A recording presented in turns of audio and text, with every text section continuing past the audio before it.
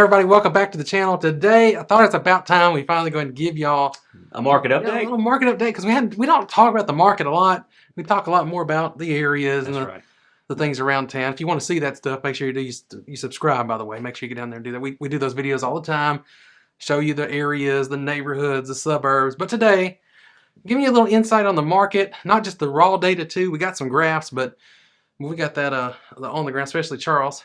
He's the one out here really on the ground most of the time. On the ground. I'm the one talking to most people who call in. And people are asking what the market's like. So we thought, let's give it to them. It's changed, everywhere. It's definitely changed.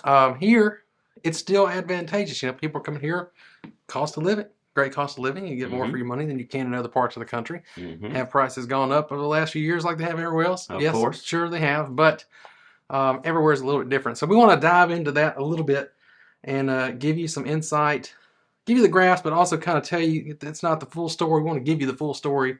And we've also got a little bit, I want to say like a tale of two markets within one. And so we're going to give you at different price points here what you can expect. So if this is what you're here for, make sure you hit that like button. Stick around. We're going to dive into this. If you don't want all the technical stuff, you want maybe just the more fun outdoors content, just leave us a comment below. Let us know where you want us to go next before you leave. And thank you for dropping by either way. So let's jump into it here. Let's get the graph pulled up if we can.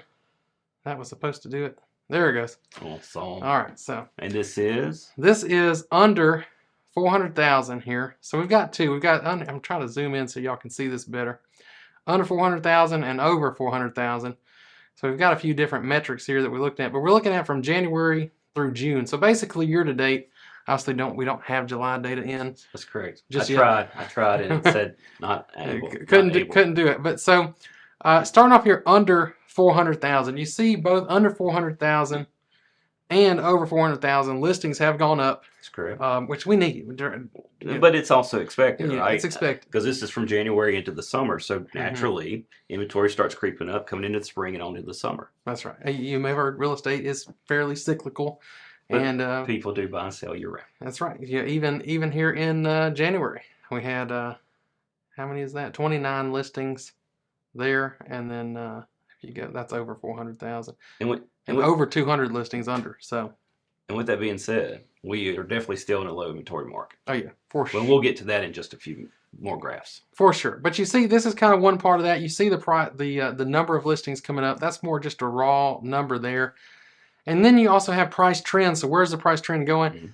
I say under 400. I say take this with a little grain of salt because obviously we've capped the price at 400. So the trends can't move a whole lot, but you can see it has still gone up. So that, the bulk of everything under 400 is kind of shifting upward just a little bit over time, even though it's fairly flat. Well, the point here is prices haven't gone down. That's right. Rates have gone up, but prices are still holding firm. So you see that too if you compare it to some of the other bigger major metro markets around the country. Your Nashville, your Dallas, Houston, Austin. All these other big cities. A lot of those prices went up a lot more, and they started to come back down a lot more too. Whereas here, they didn't rise as much, but they're also really not falling. And as you can see, they're really actually continuing to go up. That's correct. But I think that's because we were already a very affordable market before all this even happened, and so I think we were already underpriced, and now COVID happening obviously, and the value's going up since then drastically, and we're still holding firm. Yeah. So if you're one of those people who is just waiting out, and you say I'm waiting for the prices to stabilize, to come back down where they're going to be. If you look around the country, you'll see they are doing that. They have done that pretty dramatically in some places, but here.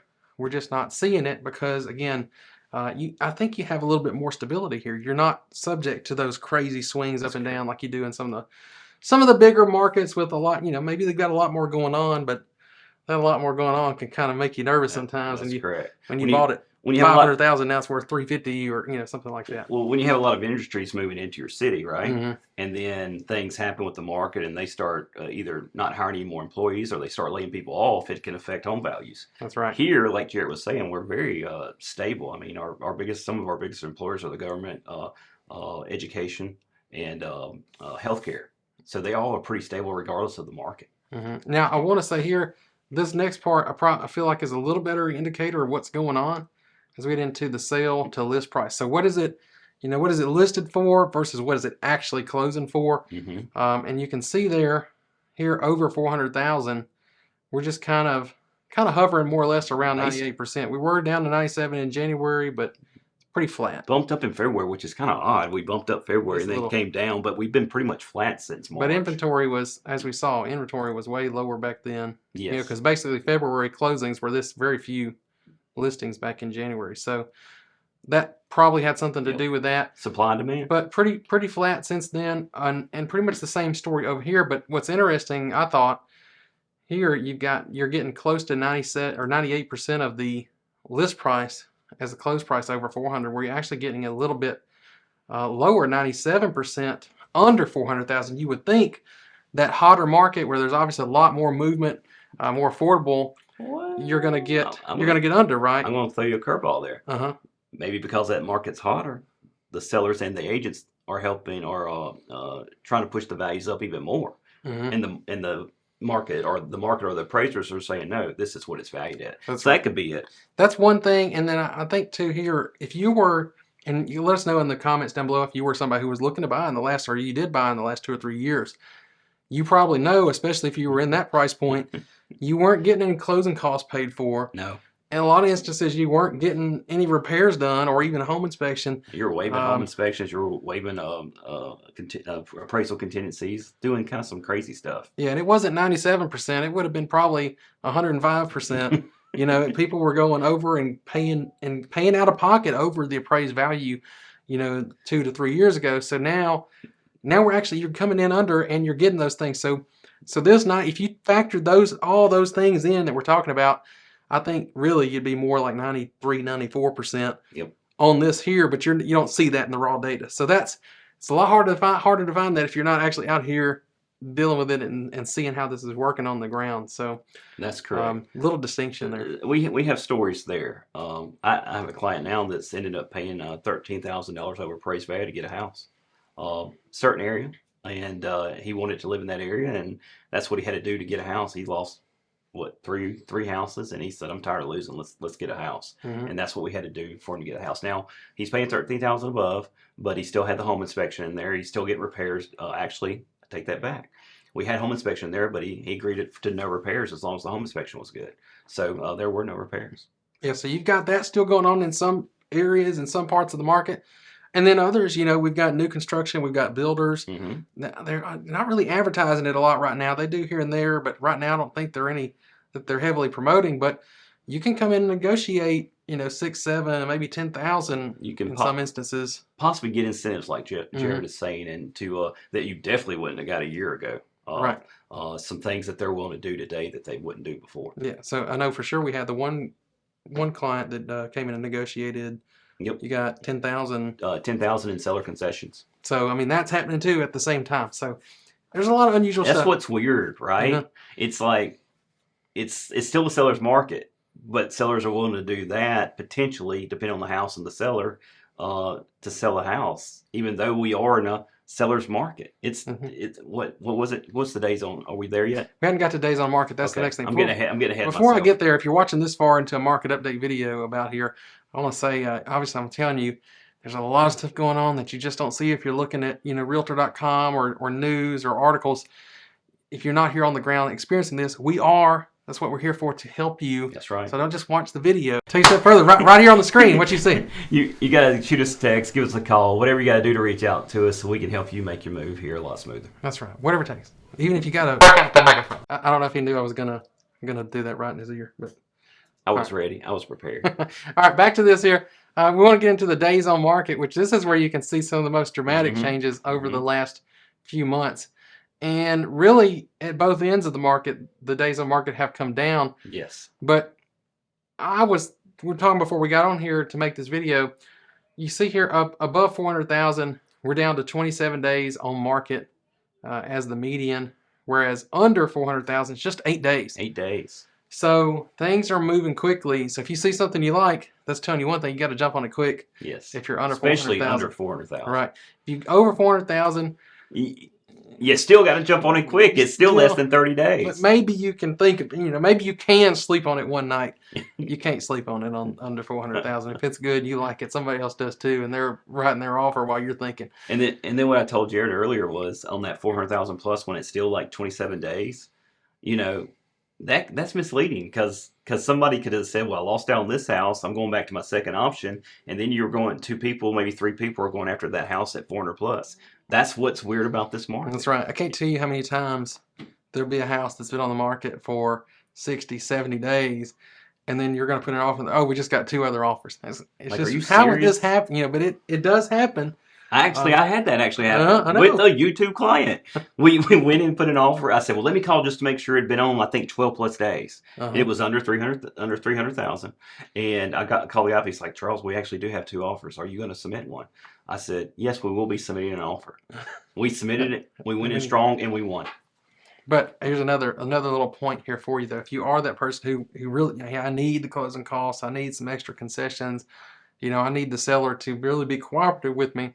And if you're under 400,000 and it's only been on the market for 2, 3, 4 days, again, it's a good chance it's going to sell. But if it hasn't sold in that time period, that really doesn't mean a lot. You're not going to really have any leverage.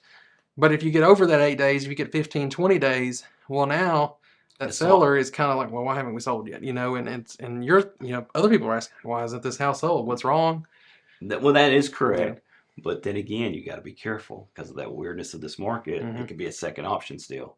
But the longer a house sits on the market, usually, like Jared is saying, is correct. You do get leverage with the seller because then they begin to worry, why hasn't my house sold? It should have sold. And then in this market, like Jared was saying, the longer it sits, it typically does hurt you. Yeah. And then to flip that, though, if you are looking above 400,000, you actually over here, you're going to be more like around 27, 30 days before really that seller is even going to get concerned because they're thinking, hey, it's been on the market for 3 weeks, big deal. Right. The average is almost a month. So and then that mindset also might be with rates up, it's going to take a little longer to sell it anyway. Right. So we're back in the mindset of, well, we're back to a normal market, even though it's not. It's still a seller's market. It's fairly normal, and that's what you're really going to see here in the months of inventory. So you see we came down, obviously at that higher price point. There was a bunch that was not selling earlier in the year when it's just slower. Things have started moving, but we're about 3.5 months of inventory. And this is 400 plus thousand. 400 plus thousand. And if real estate market, if you've got over 6 or around 6 months, is going to be your balanced market. Over 6 is going to be a buyer's market. Under 6 is going to be a seller's market. But this is going to be under 3 is a hyper seller's market. We've been in a hyper market. Yes. 400 plus, we're just outside. Yeah, we're just outside of that, so it's not quite as crazy. But if you come back again over here to under 400,000, we're just sitting at 1.9 months. We're up a little bit from the low this year anyway. The low in May at 1.5, but we're still 1.9. So we're a hyper seller's market. So that's why it's moving so fast. That's why it might be a little harder to get some of those things. That's why you might still end up in a multi-offer situation where you're not going to be able to ask for much. Maybe you're waiving some things you would like to get. That is still happening on some of those in that lower end, but not as common in the higher end. So that's kind of what's going on here. You see volume has come up, which this is kind of what we expect. That's kind of like what we were talking about earlier with number of listings coming on the market. This time of year is definitely going to go up. Yeah. Well, I want to point out something else right here with volume. So under this is 400,000 above right here right now. We're roughly 50 mil in volume. If you flip the script back to just under 400,000, it's about 35 plus on top of that. So what is it, about 84 mil in volume? Yeah, so we definitely have more people buying in that price point, which makes it more competitive and all that. Yeah, I mean, as you can see, they're dramatically more because obviously you don't need as many houses over 400,000 to hit a higher volume, which is just your gross number, your gross amount, how much real estate has sold dollar-wise. So the fact that you're that much higher than that, here in this market, the vast majority of homes being bought and sold are going to be under 400,000. You got plenty of stuff there in terms of stuff there. Now you have plenty of stuff in terms of active on the market listings, maybe not, but we do have $1 million plus homes here. But we do have those here. I'd say maybe 1 or 2 million. If it's over that, it's probably coming with a ton of land or something. A really huge house, great view on a lake on the res. I saw one up in Madison County a while back. I think it was 5 or 6 million on 400 acres with 3 houses. So, well, and one of them was a house 3-story with an elevator and that's not normal. Pool and a lake, and yeah, so that's 5 or 6 million to get you to that. So go check out California, New York, and some of these other places to see what 5 or 6 million compared to that. Yes. But yeah, it's pretty crazy. But anything else you think people should know about the market here? Not that I can think of right now. I just wanted to, as you and I were talking today, I just wanted to show them these graphs and stuff so they could really see what's happening. They see the data, and then they can get some of our personal opinions. Yeah. So there you go. That's why I wanted to give you all that update. Obviously, if you stuck around this long in the video, again, you need to reach out to us and let us know, because we can help you out a lot more than just giving you this information here. So appreciate you watching. Leave us a like before you get off. If you got questions, leave those in the comments. And if you want to know more about what's going on here in the Jackson market, well, you really need to watch this video right there. It's going to have a lot more information that you're definitely going to want to know. See you there. See you soon.